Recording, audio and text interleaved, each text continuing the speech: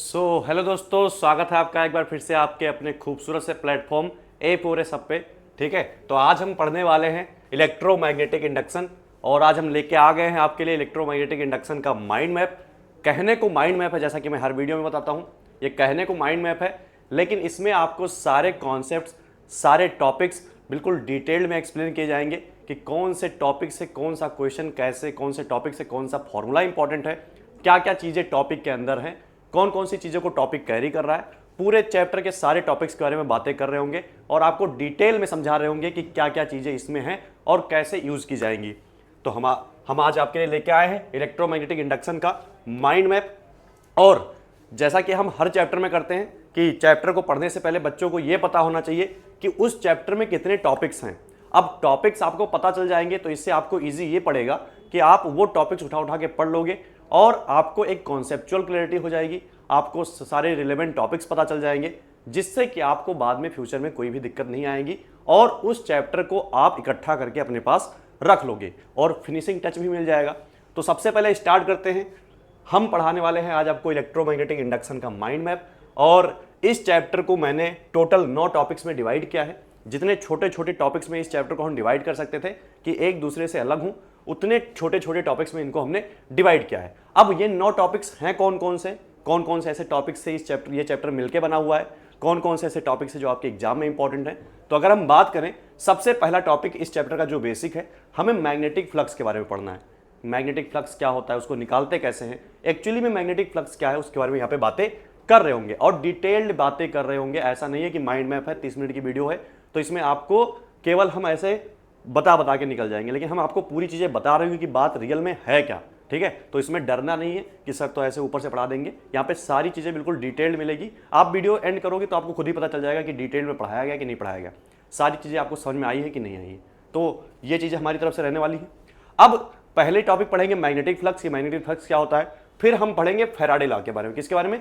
Faraday law, कि magnetic flux से फिर आता है हमारे पास फैराडेज लॉ, कि फैराडे लॉ क्या था। ठीक है, अब बहुत सारे बच्चे कंफ्यूज रहते हैं कि फैराडे लॉ में नेगेटिव साइन कैसे आता है, क्यों नेगेटिव साइन आता है, उसको कैसे डायरेक्शन निकालते हैं। तो उसकी भी पूरी बातें यहाँ पे करने वाले हैं और फैराडे लॉ को इंप्लीमेंट कैसे करते हैं वो भी बातें यहाँ पे करेंगे। फिर फैराडे लॉ में जो नेगेटिव साइन आता है उसकी वजह से हमारे पास एक लॉ आता है जिसे हम कहते हैं क्या, लेंज लॉ। क्या कहते हैं? लेंज लॉ, जो कि काफी ज्यादा इंपॉर्टेंट है। आपसे कभी कभी डायरेक्टली क्वेश्चन लेंज लॉ में भी पूछे जा सकते हैं। तो हम पढ़ेंगे तीसरे टॉपिक लेंज लॉ, यानी पहली magnetic flux, Faraday law, Lenz law. और फिर उसके बाद में हम पढ़ेंगे मोशनल ईएमएफ। क्या पढ़ेंगे? मोशनल ईएमएफ, यानी कि हमारा कोई रॉड है एल लेंथ का, अगर वो बी वेलोसिटी से मूव कर रहा है किसी भी मैग्नेटिक फील्ड में तो उसमें कितना ईएमएफ जनरेट होगा, हमें यहाँ पे वो पढ़ना है। ठीक है, तो मोशनल ईएमएफ के बारे में पढ़ेंगे। फिर हम पढ़ेंगे कि EMF induced in rotating conductor. क्या अगर हमारे पास मान लीजिए रॉड है, वो रॉड अब रोटेट करने लगा है, ठीक है, ओमेगा एंगुलर वेलोसिटी से अगर वो रॉड रोटेट करने लगा है, गोल गोल घूमने लगा है, सर्कल में घूमने लगा है, तो उसमें जो ईएमएफ इंड्यूस्ड होगा वो कैसा होगा और कैसे निकालेंगे उसको, तो वो भी बातें यहाँ पे करने वाले हैं। फिर हम पढ़ेंगे इंडक्टेंस के बारे में। ठीक है, अभी तो हम ईएमएफ इंड्यूस्ड पढ़ रहे थे फैराडेज लॉ से। अब इसके बाद में हमारी क्लैरिटी आएगी किसके बारे में? इंडक्टेंस के बारे में। हम इंडक्टेंस वाला पार्ट स्टार्ट करेंगे। अब इंडक्टेंस में 2 ही चीज मेन है। कौन कौन सी चीज? एक तो सेल्फ इंडक्टेंस और एक है म्यूचुअल इंडक्टेंस। ठीक है, तो इंडक्टेंस के बारे में बेसिक इंफॉर्मेशन लेंगे। फिर उसके बाद में हम डिटेल इंफॉर्मेशन लेंगे किसके बारे में? सेल्फ इंडक्टेंस के बारे में, कि सेल्फ इंडक्टेंस क्या होता है। और फिर हम पढ़ेंगे म्यूचुअल इंडक्टेंस, कि म्यूचुअल इंडक्टेंस क्या होता है। बहुत ज्यादा कंफ्यूजन रहती है बच्चों के बारे में, प्राइमरी कॉइल कौन सी है, सेकेंडरी कॉइल कौन सी है, ठीक है, कब फॉर्मूला कैसे लगाना है, क्योंकि इस पे बहुत सारे क्वेश्चंस आते हैं। ठीक है, तो ये सारी क्लैरिटी भी यहाँ पे आपको हो जाएगी। एक फॉर्मूला मतलब एक सीट लेके बैठ जाइए, A4 सीट, ठीक है, और उस पे आप जितनी चीजें मैं लिखाता जा रहा हूं उतनी चीजें लिखते जाइए, उसको याद कर लीजिए। उससे बाहर की चीजें आपसे बहुत चांसेस कम है कि पूछी जाएंगी। ठीक है, तो हम पढ़ेंगे म्यूचुअल इंडक्टेंस के बारे में। फिर हम जो लास्ट टॉपिक अपना पढ़ेंगे, जो कि मैक्सिमम लोग मतलब क्या कहते हैं, लीव कर देते हैं, छोड़ देते हैं, वो है हमारे पास क्या, कॉम्बिनेशन ऑफ इंडक्टर। क्या पढ़ेंगे?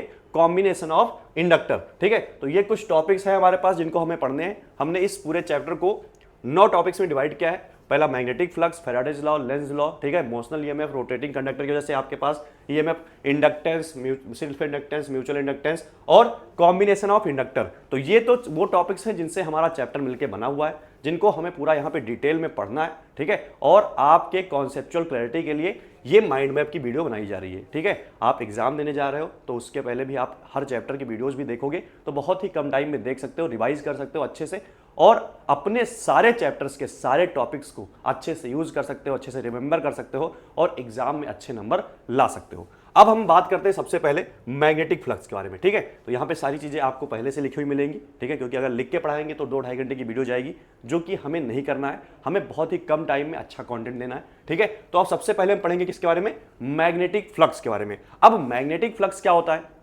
तो जैसा कि मैंने आपको इलेक्ट्रिक फ्लक्स बताया था, ऐसे सेम चीज मैग्नेटिक फ्लक्स भी होता है। आपके पास कोई सरफेस एरिया है, ठीक है, मान लीजिए आपके पास कोई सरफेस एरिया है। अब इस सरफेस एरिया से कितनी number of magnetic field lines निकल रही हैं, फिर से कह रहा हूं, इस सरफेस एरिया से कितनी number of magnetic field lines निकल रही हैं, उसे हम क्या कहते हैं, उसे हम मैग्नेटिक फ्लक्स कहते हैं, ठीक है। यही लिखा हुआ है, defined as the number of field lines passing through a specified surface area, ठीक है। हमारे पास कोई स्पेसिफाइड सरफेस एरिया है, उस सरफेस एरिया के थ्रू कितनी नंबर ऑफ फील्ड लाइंस निकल रही है, यानी कितनी number of magnetic field lines निकल रही हैं, 2 निकल रही है, 4 निकल रही है, 10 निकल रही है, 20 निकल रही है, हमें वही बताना है। वही हमारे पास क्या होता है, मैग्नेटिक फ्लक्स होता है। अब मैग्नेटिक फ्लक्स को कैलकुलेट कैसे करते हैं, तो फाई इक्वल होता है बी डॉट ए, क्या होता है, बी डॉट ए, यानी मैग्नेटिक फील्ड का और एरिया वेक्टर का डॉट प्रोडक्ट करते हैं। और हमारे पास जो फॉर्मूला आता है वो आता है phi equal to B A cos theta. क्या आता है, बी ए कॉस थीटा। हमारे पास थीटा जो एंगल है वो एरिया वेक्टर और मैग्नेटिक फील्ड के बीच का एंगल होता है। किसके बीच में, एरिया वेक्टर और मैग्नेटिक फील्ड के बीच का एंगल होता है थीटा, ठीक है। तो ये फॉर्मूला आपको याद रखना है कि फाई इक्वल टू होता है बी ए कॉस थीटा। हमारे पास ये मैग्नेटिक फ्लक्स का फॉर्मूला है। अब मैग्नेटिक फ्लक्स हमें पता चल गया कि कोई सरफेस एरिया है, उससे कितनी number of field lines cross हो रही हैं, वो हमें क्या देता है, हमें मैग्नेटिक फ्लक्स देता है। क्या देता है, फ्लक्स, ठीक है। अब इसके बाद हमारे पास आता है Faraday's law of electromagnetic induction. यहाँ पे EMI लिखा हुआ है तो उसको आप समझ सकते हो, क्या, इलेक्ट्रोमैग्नेटिक इंडक्शन। अब हमारे पास है Faraday's law of electromagnetic induction. तो Faraday's law of electromagnetic induction क्या होता है, Faraday's law of electromagnetic induction क्या कहता है, यहाँ पे आप पहले डेफिनेशन पढ़ेंगे फिर हम बताते हैं, ठीक है। कह रहा है the magnitude of the induced EMF in a circuit, ठीक है। कह रहा हमारे पास कोई सर्किट है, उसमें जो इंड्यूस्ड ईएमएफ है, क्या है, इंड्यूस्ड ईएमएफ, ठीक है। उसमें हमने ईएमएफ अप्लाई नहीं किया, उसमें ईएमएफ इंड्यूस्ड हुआ है, यानी पोटेंशियल डिफरेंस इंड्यूस हुआ है। क्या हुआ है, पोटेंशियल डिफरेंस। हमारे पास कोई सर्किट है, उसमें क्या हुआ, इंड्यूस हुआ, यानी अपने आप आया, ठीक है। The magnitude of induced EMF in a circuit is equal to the rate of change of magnetic flux through the circuit, ठीक है। अब हमारे पास कोई सर्किट है, उससे जितना मैग्नेटिक फ्लक्स चेंज होगा, यानी टाइम के साथ जितनी मैग्नेटिक फ्लक्स चेंज हो रही है, कम हो रही है, ज्यादा हो रही है, ठीक है, तो जो हमारे पास इंड्यूस्ड ईएमएफ है उस सर्किट में, उसी चीज पे डिपेंड करेगा। यानी हमारे पास जो इंड्यूस्ड ईएमएफ है वो किस पे डिपेंड कर रहा है, वो डिपेंड कर रहा है रेट ऑफ चेंज ऑफ, किस पे, rate of change of magnetic flux, यानी कह सकते हैं किस पे, d phi by D t, ठीक है। तो d phi by D T क्या है, rate of change of magnetic flux. तो हमारे पास जो इंड्यूस्ड ईएमएफ है, ये हमारे पास क्या है, ये हमारे पास है इंड्यूस्ड ईएमएफ, ठीक है। किसी सर्किट के थ्रू अगर उसमें ईएमएफ इंड्यूस हो रहा है, तो ईएमएफ कैसे इंड्यूस होगा, ईएमएफ तब इंड्यूस होगा जब उसमें मैग्नेटिक फ्लक्स जो लिंक्ड है उस कॉइल के थ्रू, वो क्या होगा, वो चेंज होगा। अगर उस सर्किट में मैग्नेटिक फ्लक्स चेंज नहीं हो रहा है, यानी d phi by D t आपका क्या है, 0 है, तो हमारे पास क्या, ईएमएफ इंड्यूस नहीं होगा। तो अगर ईएमएफ इंड्यूस कराना होता है तो हमारे पास मैग्नेटिक फ्लक्स को चेंज करना पड़ता है टाइम के साथ। अब मैग्नेटिक फ्लक्स कैसे चेंज हो सकता है, तो मैग्नेटिक फ्लक्स यहां से आप देख सकते हो कैसे चेंज हो सकता है, ठीक है। एंगल से चेंज हो सकता है, मैग्नेटिक फील्ड चेंज कर दो, ठीक है, एरिया वेक्टर चेंज करोगे तो आपके पास क्या, मैग्नेटिक फ्लक्स चेंज हो सकता है, ठीक है। अब मैग्नेटिक फ्लक्स चेंज होगा तो उससे क्या इंड्यूस होगा, ईएमएफ इंड्यूस होगा। अब वो जो ईएमएफ इंड्यूस हुआ है उसका फॉर्मूला क्या है, तो वो हमारे पास है Faraday's law of electromagnetic induction से आता है, जो कि आता है E is equal to minus d phi by D T. क्या आता है, E is equal to minus d phi by D t. अब ये माइनस कहां से आया है, ठीक है, ये माइनस कहां से आया है, अगर ये माइनस की बात करें तो आगे अगला टॉपिक पढ़ने वाले लेंज लॉ, क्या, लेंज लॉ, ठीक है। तो अगर इसका मैग्नीट्यूड की बात करेंगे कि जितना ईएमएफ इंड्यूस हुआ है उसका मैग्नीट्यूड क्या है, तो वो हमारे पास होता है d phi by D t. अब ये नेगेटिव साइन क्या है, ये डायरेक्शन बताता है, क्या बताता है, डायरेक्शन बताता है।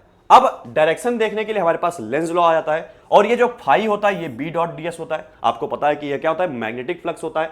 तो हमारे पास Faraday's law of electromagnetic induction ने क्या बताया कि जब भी आपके पास कोई सर्किट है, उस सर्किट से अगर आपके पास जो फ्लक्स लिंक्ड है, यानी नंबर ऑफ फील्ड लाइंस जो पास हो रही हैं, अगर वो कॉन्टिन्यूअसली चेंज हो रही हैं, तो उस सर्किट में आपके पास ईएमएफ इंड्यूस हो जाएगा। क्या हो जाएगा? पोटेंशियल डिफरेंस कह सकते हो, ईएमएफ कह सकते हो, वो आपके उस सर्किट में इंड्यूस हो जाएगा और उस जो वो ईएमएफ इंड्यूस होगा उसको हम निकाल सकते हैं E = -dφ/dt से। तो हमने दो चीज पढ़ी, एक तो मैग्नेटिक फ्लक्स और दूसरी चीज पढ़ी मैग्नेटिक फ्लक्स के चेंज होने से ईएमएफ इंड्यूस होता है। उसको हमें बताया किसने? Faraday's law of electromagnetic induction. अब एक एक चीजें रिलेट करते चल रहे हैं। पहले मैग्नेटिक फ्लक्स पढ़ा, दूसरी चीज हमने क्या पढ़ा? Faraday's law of electromagnetic induction. अब यहां पे मैंने आपको बताया कि एक नेगेटिव साइन आ गया है। ये नेगेटिव साइन क्यों आया है? तो ये हमारे पास आता है लेंज लॉ से। क्या से? लेंज लॉ से। ठीक है, अब लेंज लॉ क्या है? तो लेंज लॉ कह रहा है, लेंज लॉ क्या कहता है? लेंज लॉ कहता है कि हम उसी चीज को अपोज करते हैं, यानी ठीक है, ईएमएफ इंड्यूस जो इंड्यूस्ड ईएमएफ है या करंट है, वो उसी इंड्यूस्ड करंट है, वो उसी चीज को अपोज करता है जिस चीज से वो पैदा हुआ है। ठीक है, जिस कॉज से वो प्रोड्यूस हुआ है उसी कॉज को अपोज करता है।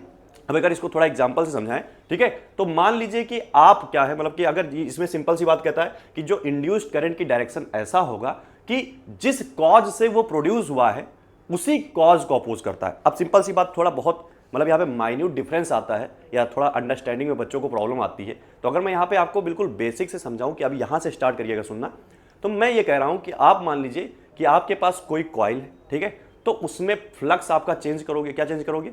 मैग्नेटिक फील्ड चेंज करोगे, फ्लक्स चेंज होगा। अगर फ्लक्स चेंज होगा तो उसमें क्या? इंड्यूस्ड ईएमएफ आएगा। अब अगर इंड्यूस्ड ईएमएफ आएगा तो उसमें अगर रेजिस्टेंस है तो उसमें करंट भी फ्लो होगा। अब करंट कैसे फ्लो होगा? ठीक है, करंट कैसे फ्लो होगा, करंट किस डायरेक्शन में फ्लो होगा, वो हमें बताता है लेंज लॉ। ठीक है, तो मैंने कहा कि मान लीजिए आपके पास कोई कॉइल थी, ठीक है, उसमें आपने मैग्नेटिक फील्ड की वैल्यू बढ़ा दी। क्या की? कोई कॉइल थी, आपने उसमें मैग्नेटिक फील्ड की वैल्यू बढ़ा दी। अब उस सर्किट में जब करंट इंड्यूस होगा तो उसकी डायरेक्शन ऐसी होगी कि करंट ऐसे डायरेक्शन में इंड्यूस होगा कि उस करंट की वजह से जो मैग्नेटिक फील्ड बनेगी, इंड्यूस करंट की वजह से जो मैग्नेटिक फील्ड बनेगी, उसका डायरेक्शन, मतलब उसका डायरेक्शन जिस बढ़ती हुई, जिसकी वजह से वो प्रोड्यूस हुआ है, उसको अपोज करे। क्या करे? उसको अपोज करे। तो ये कहता है लेंज लॉ। क्या कहता है Lenz law? The direction of induced current is such that it opposes the change in magnetic flux that has induced it. ठीक है, तो कह रहा है कि करंट जो इंड्यूस होता है वो ऐसे प्रोड्यूस होता है, ऐसा डायरेक्शन लेता है। ठीक है, induce the direction of induced current is such that it opposes the change in magnetic flux that has produced it. ठीक है, इंड्यूस्ड इट या प्रोड्यूस कह सकते हैं। ठीक है, तो कह रहा है कि वो जिस मैग्नेटिक फ्लक्स के चेंज की वजह से वो प्रोड्यूस हुआ है उसी चीज को अपोज करता है। अब यहाँ पे दो एग्जांपल लेके आए हैं, एग्जांपल समझते हैं। ठीक है, इस एग्जांपल में हमसे क्या कह रहा है? इस एग्जांपल में हमसे कह रहा है कि हमारे पास एक बार मैग्नेट है। क्या है? बार मैग्नेट है। यहाँ पे नॉर्थ पोल है, यहाँ पे साउथ पोल है। अब यहाँ पे हमने एक कॉइल रख रखा है। क्या रख रखा है? कॉइल रख रखा है। अब इस कॉइल में अगर ये नॉर्मली रखा हुआ है तो फील्ड लाइंस इसमें से पास हो रही होंगी ऐसे। ठीक है, ऐसे ऐसे फील्ड लाइंस पास हो रही होंगी ऐसे। ठीक है, क्योंकि नॉर्थ पोल से फील्ड लाइंस निकलती है, साउथ में आ जाती हैं। ठीक है, तो नॉर्थ पोल से इस कॉइल के थ्रू, ऐसे कॉइल रखा हुआ है तो कॉइल के थ्रू मैग्नेटिक फील्ड पास हो रही होंगी। मैंने कहा ठीक है। अब ऐसे अगर मैग्नेटिक फील्ड रखी हुई है तो यहां पे हमारे पास क्या, मतलब यहां पे ईएमएफ इंड्यूस नहीं होगा क्योंकि मैग्नेटिक फ्लक्स चेंज नहीं हो रहा है। क्योंकि मैग्नेटिक फ्लक्स कैसे चेंज होता है? एरिया चेंज हो जाए, एरिया तो कांस्टेंट है। मैग्नेटिक फील्ड चेंज हो जाए, number of magnetic field lines change हो जाए, वो भी नहीं चेंज हो रही। ठीक है, और यहां पे थीटा भी आपका कांस्टेंट है। अब कैसे चेंज होगा? मैंने कहा कि इसको हमने इस तरफ मूव कराना स्टार्ट किया। क्या किया? इसको इस तरफ मूव कराना स्टार्ट किया। कॉइल स्टेशनरी है, इसको इस तरफ मूव कराना स्टार्ट किया। तो जैसे जैसे ये कॉइल के पास जाएगा तो कॉइल के थ्रू अंदर मैग्नेटिक फील्ड लाइंस क्या होंगी? बढ़ने लगेंगी। ठीक है, कॉइल के अंदर मैग्नेटिक फील्ड लाइंस बढ़ने लगेंगी। अब ये इधर मूव कर रहा है, कॉइल के अंदर मैग्नेटिक फील्ड लाइंस अगर बढ़ने लगी हैं तो भाई लेंज लॉ के हिसाब से क्या करना चाहिए? इस कॉइल में ऐसे डायरेक्शन में करंट इंड्यूस होना चाहिए कि जिससे इस बढ़ती हुई मैग्नेटिक फील्ड को ये अपोज कर सके। अब ये इधर मूव कर रहा है तो इसमें मैग्नेटिक फील्ड बढ़ रहा है। ठीक है, यानी फ्लक्स बढ़ रहा है। अब ये ऐसे डायरेक्शन में इंड्यूस करेगा। ठीक है, अब इसने कैसे किया? ऐसे क्या, यानी कि अगर इसमें राइट हैंड थंब रूल लगाएंगे तो इसकी जो मैग्नेटिक फील्ड होगी, यहां पे अगर मैं दिखाऊं तो इस कॉइल में इंड्यूस्ड करंट की वजह से जो मैग्नेटिक फील्ड होगी वो इस साइड होगी। ठीक है, करंट ऐसे इंड्यूस हुआ, यहां पे मैं करंट दिखा सकता हूं, करंट ऐसे इंड्यूस हुआ, तो करंट को अगर राइट मतलब थंब में लोगे तो इस तरफ डायरेक्शन दिखा रहा है मैग्नेटिक फील्ड का। यानी इस कॉइल में जो मतलब करंट इंड्यूस हुआ है उसकी वजह से जो मैग्नेटिक फील्ड है वो इस साइड है और हमारा मैग्नेट इस साइड मूव कर रहा है, इस साइड मैग्नेट मूव कर रहा है, तो इधर हमारे पास मैग्नेटिक फील्ड की वैल्यू बढ़ रही है। अब करंट ऐसे इंड्यूस हुआ है कि इस मैग्नेटिक बढ़ती मैग्नेटिक फील्ड को ये अपोज करे। प्रोड्यूस कौन कर रहा है? इसको इंड्यूस कौन कर रहा है? ये बढ़ती हुई मैग्नेटिक फील्ड। तो ये ऐसे डायरेक्शन में करंट प्रोड्यूस करेगा कि इसको अपोज कर सके। तो ऐसे ही इस डायरेक्शन में ये करंट प्रोड्यूस इंड्यूस करता है कि जिससे इस बढ़ती हुई मैग्नेटिक फील्ड को ये अपोज कर सके। तो ये था लेंज लॉ। अगर दूसरे एग्जांपल की बात करें, यहां पे भी आपके पास क्या, ऐसे आपके पास फील्ड लाइंस होंगी, ठीक है, इससे पास करे होंगी। अब इसको हम मैग्नेट को इस बार दूर लेके जा रहे हैं, क्या रहे, दूर लेके जा रहे हैं, ठीक है, इसको दूर लेके जा रहे हैं। अब इससे जो मैग्नेटिक फील्ड लिंक्ड है, अगर इसको दूर लेके जाएंगे तो इससे मैग्नेटिक फील्ड जो लिंक्ड है वो कम हो जाएगी, कम होने लगेगी। अब कम होने लगेगी यानी कि मैग्नेटिक फ्लक्स यहां पे चेंज हो रहा है। अगर मैग्नेटिक फ्लक्स चेंज हो रहा है तो इसमें डायरेक्शन में करंट इंड्यूस होगा, यहां करंट इंड्यूस होगा इस कॉइल में। और करंट इंड्यूस की डायरेक्शन क्या होगी, यानी इंड्यूस्ड करंट की डायरेक्शन क्या होगी, उस डायरेक्शन होगी जिसकी वजह से ये प्रोड्यूस हुआ है, इंड्यूस हुआ है। तो ये किसकी वजह से इंड्यूस हुआ है, यहां पे मैग्नेटिक फील्ड चेंज कम हो रही है, मैग्नेटिक फील्ड की वैल्यू कम हो रही है, इसकी वजह से मैग्नेटिक फ्लक्स चेंज हो रहा है, तो उसकी वजह से इंड्यूस हुआ है। तो ये कहेगा तुम मैग्नेटिक फील्ड कम किए हो, उसकी वजह से मैं इंड्यूस हुआ हूं, तो मैं मैग्नेटिक फील्ड कम नहीं होने दूंगा, उसको मैं अपोज करूंगा।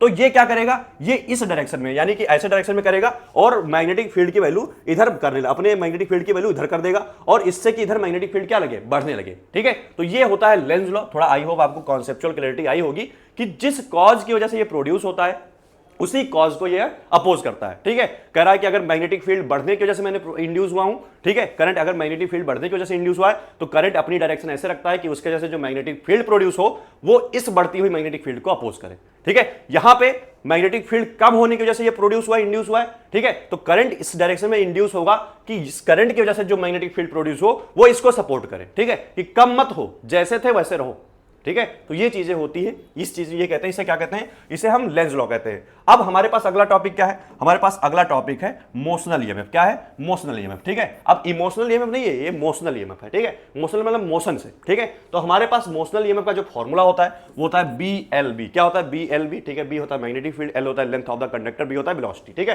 तो ये हमारे पास होता है BLB, ठीक है। हमारे पास कोई रॉड होता है एल लेंथ का, ठीक है। अगर वो किसी मैग्नेटिक फील्ड में मूव करता है, ठीक है, तो उसकी वजह से हमारे पास उसके अंदर क्या आता है, उसके अंदर एक ईएमएफ इंड्यूस हो जाता है। और जब ईएमएफ इंड्यूस होता है तो उसी ईएमएफ को कैसे निकालते हैं, BLB से निकालते हैं। कैसे निकालते हैं, BLB से निकालते हैं। और this EMF is called motional EMF. जो ये ईएमएफ इंड्यूस हुआ है इसे हम कहते हैं मोशनल ईएमएफ। अब यहां पे मान लीजिए आपके पास कोई रॉड है, उसमें जो मोशनल ईएमएफ इंड्यूस हुआ है B0BL, ठीक है। उसका जो रॉड का रेजिस्टेंस है वो स्मॉल r है और उसको हमने एक सर्किट में लगा दिया कैपिटल R के रेजिस्टेंस से। तो इसमें जो करंट प्रोड्यूस होगा, यानी करंट हम जिसमें सर्किट में बहेगा, उस करंट को क्या कहेंगे, B कैसे निकालेंगे, B0BL, यानी कि ईएमएफ निकाल रखा ऊपर और नीचे टोटल रेजिस्टेंस R+R। तो यहां से आप करंट निकाल सकते हो। तो ये फॉर्मूला यूज कर सकते हो करंट निकालने के लिए, अगर इस रॉड को हम किसी सर्किट में यूज कर लेंगे तो।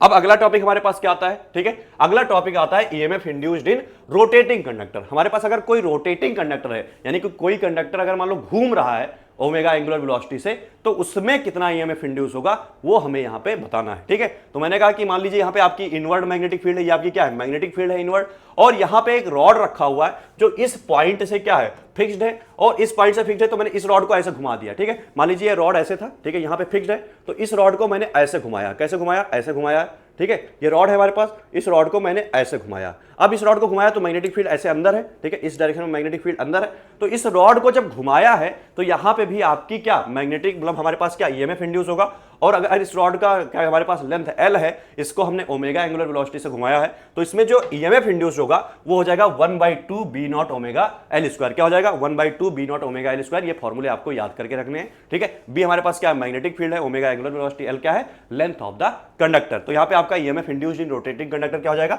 1/2 B0 ओमेगा L स्क्वायर, ठीक है। अब इसके बाद हमारे पास आता है क्या, इंडक्टेंस, ठीक है। अब हमने 5 टॉपिक्स पढ़ लिए जनरली। कौन कौन से, सबसे पहले पढ़ा मैग्नेटिक फ्लक्स, फिर हमने पढ़ा क्या, फैराडेज लॉ, फिर उसके बाद पढ़ा लेंज लॉ, और उसके बाद हमने क्या पढ़ा, ठीक है, इमोशनल ईएमएफ पढ़ा, फिर उसके बाद हमने क्या पढ़ा, रोटेटिंग कंडक्टर में जो ईएमएफ इंड्यूस होता है वो क्या होता है। अब हम चलते हैं अपने नेक्स्ट पार्ट की तरफ, जिसको हम कहते हैं क्या, इंडक्टेंस। अब इंडक्टेंस क्या होता है, ठीक है। तो यहां पे इंडक्टेंस की डेफिनेशन लिखी, inductance is the property of a wire. एक वायर होता है, उसकी एक प्रॉपर्टी होती है, that leads to the production of an induced EMF when there is a change of magnetic field within the coil itself or within a nearby coil, ठीक है। तो ये एक वायर की प्रॉपर्टी होती है। इंडक्टेंस क्या होती है, एक वायर की प्रॉपर्टी होती है कि जब इसके अंदर से मैग्नेटिक फील्ड चेंज होगा, या इसके आसपास अगर मैग्नेटिक फील्ड चेंज हो रहा है, इसके आसपास कोई कॉइल रखी हुई है, उसके अंदर से करंट चेंज हो रहा है, मैग्नेटिक फील्ड चेंज हो रही है, तो इसके अंदर से भी लिंक्ड मैग्नेटिक फील्ड अगर चेंज होगा, ठीक है, तो इसके अंदर क्या हो जाता है, एक ईएमएफ इंड्यूस होता है, उसी को हम क्या कहते हैं, इंडक्टेंस कहते हैं। क्या लिखा हुआ है यहाँ पे, inductance is the property of wire that leads to the production of an induced EMF. एक वायर की प्रॉपर्टी होती है जिससे कि इसके अंदर क्या होता है, एक इंड्यूस ईएमएफ प्रोड्यूस होता है, ठीक है। When there is a change of magnetic field, जब भी मैग्नेटिक फील्ड चेंज होता है within the coil itself, या तो कॉइल के अंदर से चेंज हो और within a nearby coil, ठीक है, या तो नियर बाई कॉइल के अंदर मैग्नेटिक फील्ड चेंज हो या तो इसी कॉइल के अंदर मैग्नेटिक फील्ड चेंज हो, तो इसके अंदर क्या होगा, एक ईएमएफ इंड्यूस होगा। ये एक हमारे पास क्या वायर की प्रॉपर्टी होती है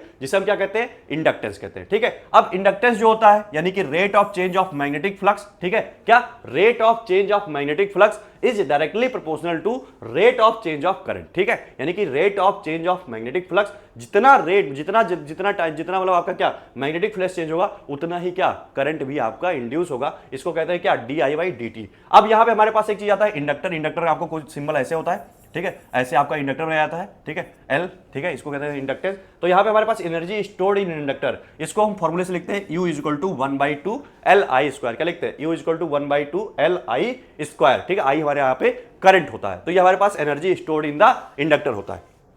अब अगर हम नेक्स्ट टॉपिक की चले, हमारे पास होता है क्या, सेल्फ इंडक्टेंस, ठीक है। हमारे पास क्या नेक्स्ट टॉपिक है, वो है सेल्फ इंडक्टेंस। अब सेल्फ इंडक्टेंस से आप नाम से ही समझ रहे हो कि हमारे पास सेल्फ यानी खुद में, हमारे खुद के इंडक्टेंस की बात हो रही है। क्या बात हो रही है, खुद के इंडक्टेंस की, कि मान लो हमारे ही अंदर से करंट चेंज हुआ, ठीक है, हमारे मान लो हमारे पास इंडक्टर था ऐसे, ये हमारे पास क्या है, इंडक्टर से, ठीक है, ये हमारे पास इंडक्टर है, ठीक है, हमने यहाँ पे वेरिएबल करंट लगाया, ठीक है, करंट लगाया तो यहाँ पे मैग्नेटिक फील्ड चेंज होगी। अब मैग्नेटिक फील्ड चेंज हो रही तो इसके अंदर से फ्लक्स भी चेंज होगा।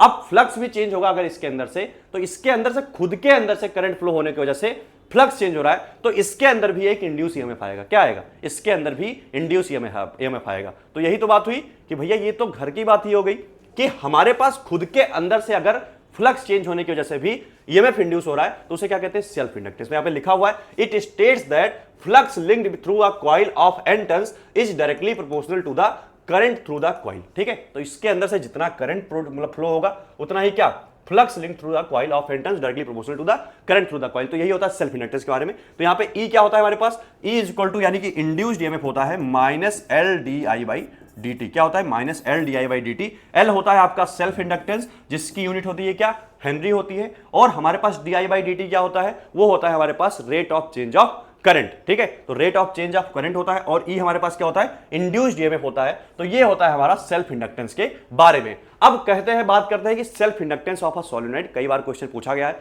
Self inductance of a solenoid. हमारे पास एक सोलेनॉइड है, मान लो इसके अंदर कितने टर्न्स है, एन टर्न्स है, कैपिटल एन टर्न्स है। तो अगर स्मॉल एन हमें पता है कि कैसे लिखते हैं, तो होता है कैपिटल एन बाई इसका लेंथ, क्या, capital number of turns by length, ठीक है। तो हमने हमारे पास लेंथ L है, नंबर ऑफ टर्न्स कितने हैं, N है। मैंने कहा ठीक है, इसका रेडियस अगर मैंने मान लिया R है, क्या है, रेडियस इसका R है, तो मैंने कहा कि जो हमारे पास सेल्फ इंडक्टेंस आएगा वो आएगा mu naught N square pi R square L, ठीक है, mu naught N square pi R square L। तो म्यू नॉट क्या होता है, permeability of free space, N क्या होता है हमारे पास, number of turns per unit length, pi क्या होता है, पाई कांस्टेंट है, आर क्या होता है, रेडियस होता है, एल क्या होता है, इस सोलेनॉइड का लेंथ, ठीक है। तो ये हमारे पास होता है। अब पाई आर स्क्वायर एल को हम क्या, सिलेंडर का वॉल्यूम भी लिख सकते हैं। तो यहाँ पे वॉल्यूम भी लिख सकते हो, कई बार वॉल्यूम दे देता है, तो उससे भी आप इसको सॉल्व कर सकते हो, ठीक है। तो ये हमारे पास होता है self inductance of a solenoid. अब हमारे पास अगला टॉपिक क्या है, अब अगला टॉपिक आता है म्यूचुअल इंडक्टेंस। क्या आता है, म्यूचुअल इंडक्टेंस, बिल्कुल बेसिक से पढ़ाएंगे, समझ में आ जाएगा आपको। हमने कहा कि हमारे पास एक प्राइमरी कॉइल है, एक हमारे पास क्या है, सेकेंडरी कॉइल है, ठीक है। मैंने कहा प्राइमरी कॉइल में अगर करंट चेंज होगा तो हमारे पास मैग्नेटिक फ्लक्स चेंज होगा, ठीक है। मैंने कहा मैग्नेटिक फ्लक्स चेंज होगा। मैंने कहा कि जो सेकेंडरी में मैग्नेटिक फ्लक्स है वो डायरेक्टली प्रोपोर्शनल है किसके, करंट इन प्राइमरी, यानी कि प्राइमरी में जितना करंट होगा उतना ही आपके क्या पास सेकेंडरी में मैग्नेटिक फ्लक्स होगा। मैंने कहा ठीक है, यानी magnetic flux in second is directly proportional to current in one, यानी इस कॉइल में जितना करंट उसमें इतना मैग्नेटिक फ्लक्स। मैंने कहा ठीक है, तो इसको लिख सकते हैं कि φ2 इज इक्वल टू MI1, यहां से प्रोपोर्शनलिटी कांस्टेंट रहा और यहां पे एक कांस्टेंट हमारे पास कांस्टेंट आ गया क्या, M। तो φ2 इज इक्वल टू MI1। मैंने कहा ठीक है, यानी फ्लक्स इन, अगर सेकंड कॉइल में अगर फ्लक्स लिखेंगे तो म्यूचुअल इंडक्टेंस को किससे मल्टीप्लाई करना पड़ेगा, करंट इन फर्स्ट कॉइल, ठीक है। यहां से मैंने म्यूचुअल इंडक्टेंस निकाला तो वो क्या आया, flux linked with second coil, flux linked with second coil divided by current linked with first coil, ठीक है। तो इसको हमने निकाला। अब इसको ये भी कैसे लिख सकते हैं कि अगर यहां पे हम करंट चेंज करेंगे तो यहां पे भी फ्लक्स चेंज होगा, ठीक है। तो इसको रेसिप्रोकल करके इसके अपोजिट डायरेक्शन में वाइस वर्सा भी लिख सकते हो। कैसे लिख सकते हो, M is equal to φ1 by I2 लिख सकते हो, ठीक है। तो वो भी लिख सकते हो। मैंने कहा और we can say that flux linked with second coil, यानी सेकंड कॉइल में जितने फ्लक्स लिंक्ड है उसको क्या लिख सकते हैं, M21, ठीक है। Mutual inductance of second with respect to 1 into I1, क्या लिख सकते हैं, I1, ठीक है, करंट इन फर्स्ट कॉइल। अगर φ1 की बात करेंगे, फ्लक्स इन फाइबर लिखेंगे तो वो क्या लिखेंगे, mutual inductance of one with respect to two into I2, क्या लिखेंगे, करंट इन सेकेंडरी कॉइल। अब यहां से हमें पता चलता है कि M12 और M21 यानी म्यूचुअल इंडक्टेंस ऑफ दोनों, मतलब दोनों कॉइल का म्यूचुअल इंडक्टेंस एक दूसरे के रिलेशन में, ठीक है, क्या होता है, इक्वल होता है। और ये कहां से आता है, ये आता है आपके पास रेसिप्रोकेटरी थ्योरी से, ठीक है। तो अगर दो कॉइल है, दोनों का आपका क्या पास म्यूचुअल इंडक्टेंस एक दूसरे के रिलेशन में क्या इक्वल होता है, वो क्या कहां से आता है, हमारे पास रेसिप्रोकेटरी थ्योरी से। अब हमें मेनली याद कर रखना है, हमें मेनली ये फॉर्मूला याद रखना है, हमें ये याद रखना है, ठीक है, और ये वाली चीजें हमें याद रखनी है। और एक फॉर्मूला जो होता है कि अगर सेकंड कॉइल में इंड्यूस्ड ईएमएफ निकालेंगे, क्या निकालेंगे, इंड्यूस्ड ईएमएफ, तो हमारे पास क्या हो जाएगा, -M म्यूचुअल इंडक्टेंस रखेंगे di1/dt। पहली कॉइल में क्या rate of change of current है उसको रखेंगे और मतलब क्या हमारे पास म्यूचुअल इंडक्टेंस से मल्टीप्लाई करेंगे, तो सेकंड कॉइल में हमारे पास क्या इंड्यूस्ड ईएमएफ आ जाएगा। इस फॉर्मूले को काफी इंपॉर्टेंट है, इसको आपको याद करके रखना है। मैंने कहा ठीक है, तो ये थी बात हमारे पास म्यूचुअल इंडक्टेंस की। अब हमारे पास जो लास्ट टॉपिक आता है वो आता है कॉम्बिनेशन ऑफ इंडक्टर। क्या आता है, कॉम्बिनेशन ऑफ इंडक्टर। अगर हमारे पास कई सारे इंडक्टर है, इंडक्टर को ऐसे शो करते हैं, ठीक है, इसका L लिखते हैं सेल्फ इंडक्टेंस। मैंने कहा ठीक है, अगर हमारे पास दो इंडक्टर है, दोनों क्या है, सीरीज में है, किसमें है, सीरीज में, तो जनरली जैसे रेजिस्टर्स को ऐड करते हैं वैसे इनको भी ऐड कर सकते हैं। तो इनका जो कॉम्बिनेशन आएगा यानी कि इक्विवेलेंट इंडक्टेंस आएगा वो क्या आएगा, L1 प्लस L2। और अगर पैरेलल में है, ठीक है, तो L1 L2 अगर पैरेलल में है तो इनका जो इक्विवेलेंट इंडक्टेंस आएगा वो आएगा 1/L equal to 1/L1 plus 1/L2। यानी जैसे हमारे पास रेजिस्टर्स में होता था सेम यहां पे भी आपका फॉलो हो रहा है, ठीक है। तो ये हमारे पास थे 9 टॉपिक्स किसके, इलेक्ट्रोमैग्नेटिक इंडक्शन के। अब 9 टॉपिक्स हमने कौन कौन से पढ़े, आई होप आपको समझ में आया होगा, ठीक है। हमने 9 टॉपिक्स कौन कौन से पढ़े, सबसे पहले पढ़ा मैग्नेटिक फ्लक्स के बारे में, फैराडेज लॉ पढ़ा, ठीक है। उसके बाद हमने पढ़ा लेंज लॉ के बारे में, फिर हमने पढ़ा मोशनल ईएमएफ के बारे में, फिर उसमें पढ़ा हमने रोटेटिंग रॉड के अंदर कैसा ईएमएफ इंड्यूस होता है वो पढ़ा, और उसके बाद हमने पढ़ा इंडक्टेंस के बारे में, सेल्फ इंडक्टेंस, म्यूचुअल इंडक्टेंस और कॉम्बिनेशन ऑफ इंडक्टर। तो ये था हमारा इलेक्ट्रोमैग्नेटिक इंडक्शन का माइंड मैप। आई होप आपको समझ में आया होगा और आपको यहाँ पे चीज़ें क्लियर हुई होंगी। अगर कुछ भी दिक्कत आ रही है कमेंट बॉक्स में कमेंट करिए, वहाँ पे हम जरूर आपको रिप्लाई करेंगे और आपके डाउट्स को रिजॉल्व करेंगे। अगर आपको वीडियो अच्छी लगी हुई तो अपने दोस्तों को भी रिफर कर सकते हैं जिससे कि वो भी इस कंटेंट से अपना मतलब चीज़ें समझ सकें और हेल्प ले सकें, ठीक है। तो मिलते हैं बहुत ही जल्द। आई होप आपकी पढ़ाई अच्छी चल रही होगी और सारी वीडियोज आती रहेंगी। तो मिलते हैं बहुत ही जल्द, तब तक के लिए धन्यवाद, बाय बाय, टेक केयर।